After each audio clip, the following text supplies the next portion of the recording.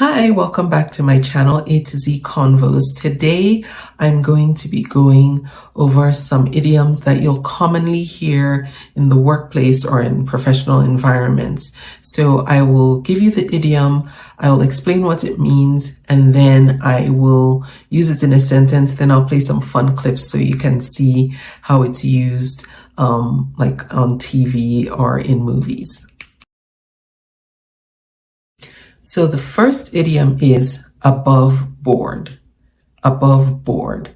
And that means to be honest, to not have any hidden agenda, to not have any secrets. So I would say something like, the CEO told us that everything was above board, but then a week later, the state was investigating the company. Oops. So basically, it wasn't above board. There were some secrets. Okay, above board. And now I'm going to play some clips for you to see how it's used on TV and in movies.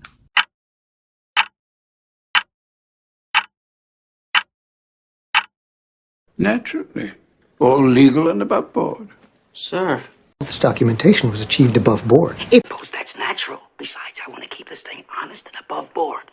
But we've done everything above board because, in part, everything's square and above board. I want to keep everything above board in regards.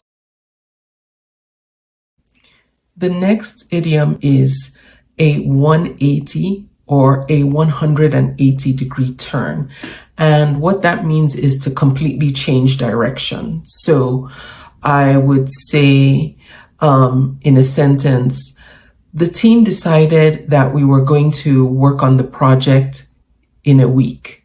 And then the next day, our team leader did a 180 or did a complete 180, which means that the team leader completely changed all the plans and just went in the opposite direction from what we had agreed to.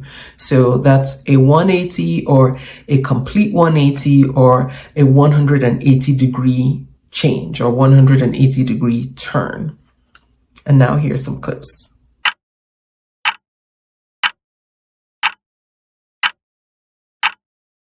Last night she did a complete 180. She twists words sometimes. You've done a complete 180. You did a complete 180. Yeah, we did a complete 180. Okay. Complete 180. You know what, you guys, I did a 180 too. I totally. The next one is acid test, an acid test. And that means you're using something to determine whether or not something is worth it. So I would say, my manager used the project as an acid test to determine who stays on the team and who leaves. So that means the manager was using that test to decide who was worthy of keeping on the team and who they were going to let go. So that's an acid test. Now, here are some clips.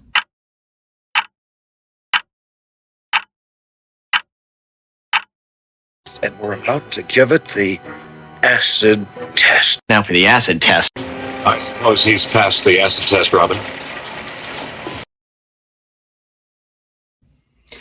The next one is to add insult to injury. To add insult to injury.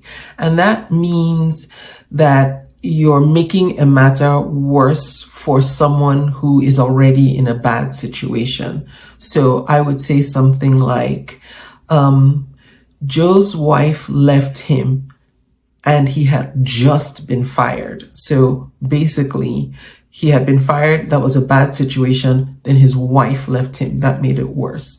So Joe's wife left him. And to add insult to injury, he had just lost his job. Okay.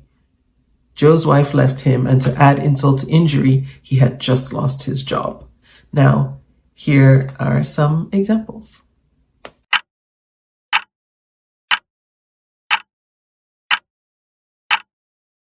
And then to add insult to injury, you bring sex toys. Because that just adds insult to injury. To add insult to injury, the platypus is leaving. Now the good lady adds insult to injury. And to add insult to injury, I got us actual tickets. And to add insult to injury, Calloway's been her usual accomplice. And to add insult to injury, it didn't even work. Then, to add insult to injury, you are refusing to say what that is? The next phrase is ahead of the curve. Ahead of the curve. And that means to realize something before everyone else does or before it becomes a trend.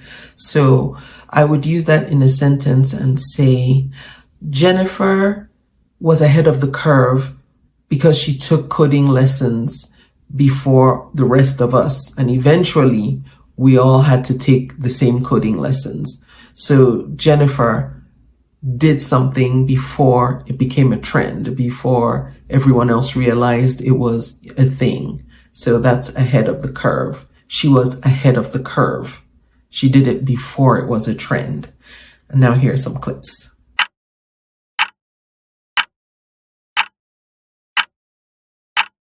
Any way to get ourselves ahead of the curve? We're way ahead of the curve in every department. Read medical journals just to stay ahead of the curve.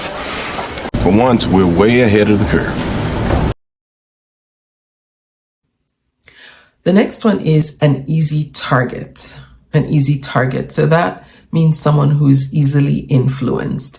So you could say the scammers aimed their scams at elderly people because they found them to be an easy target.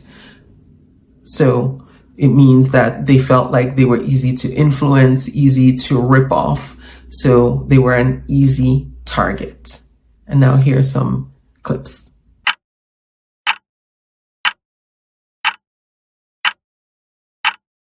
Look at me. I'm an easy target. No, wait. Rivera wasn't an easy target. They'll send reinforcements. Humanity will be an easy target. Connor was an easy target, but I'm not going anywhere. I get it. We're easy targets. She said to me that she feels like an easy target. The next one is backdoor deals. Backdoor deals. And that means to do something that's unethical or to give preferential treatment to some people. So I would say something like, the government was doing backdoor deals with some unscrupulous people, or the businessman had some backdoor deals with the government or with the company. So backdoor deals.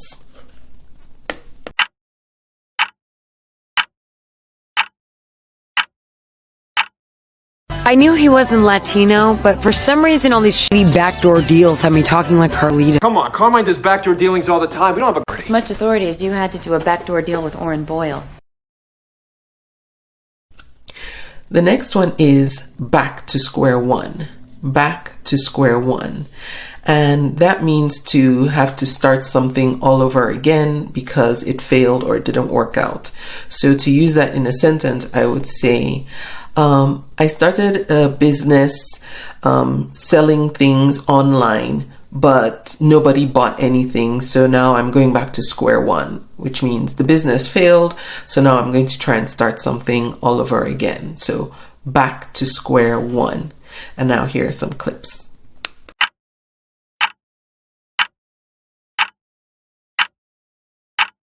Oh, great. We're back to square one.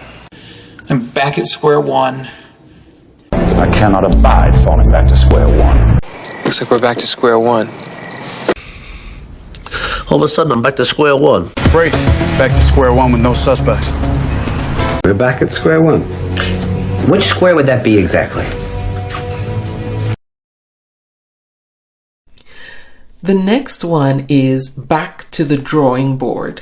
Back to the drawing board. It means to start over, but to try something completely new. So you would say, the architect drew up the house plans, but they just didn't fit the plot of land. And so he had to go back to the drawing board. So not only did he have to start again, he has to find a whole new approach. So back to the drawing board. And now here's some clips.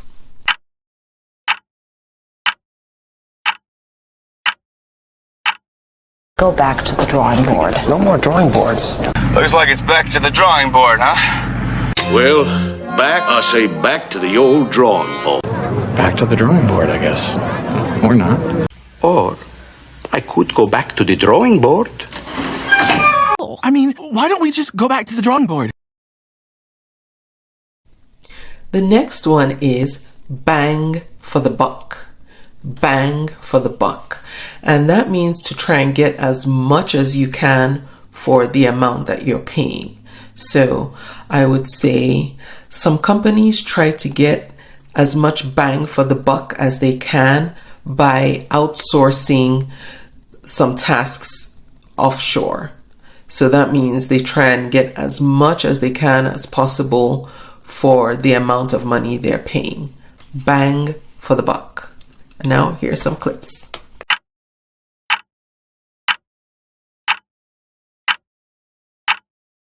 You get way more bang for your buck. I demand a little more bang for their buck. All toppings, more bang for the buck. I hope you found those helpful. Thank you for watching this video. Now go ahead and construct some sentences of your own using any or all of the idioms you learned in this video and put them in the comments below. I'd like to see what you come up with.